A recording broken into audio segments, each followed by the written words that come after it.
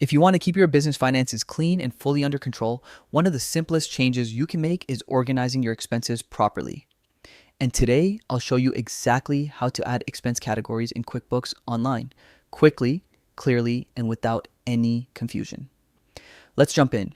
First, sign into your QuickBooks account. Head over to the QuickBooks website and click the sign in button at the top right.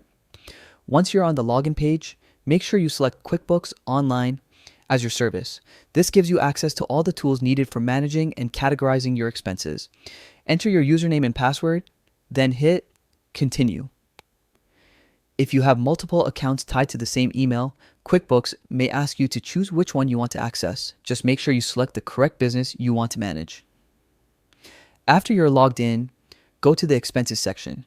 You'll find it on the main left-hand menu. Once inside, click Expenses again to open the full overview of your transactions. This ensures you're in the exact place where expense customization is available. Now look for the gear icon. Usually on the right side of the page, click it to open up additional settings and customization options. From the list of settings, find the option that lets you customize your column view. To add new categories, simply check the box labeled Category.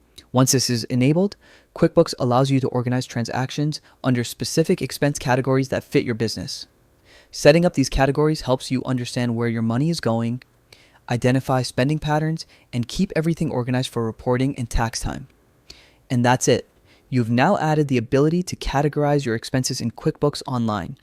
It's a small adjustment, but it has a huge impact on how clearly you can track and manage your finances. Thanks for watching, and I hope this guide made the process quick and easy for you. If you need help with any other QuickBooks features, feel free to explore more tutorials.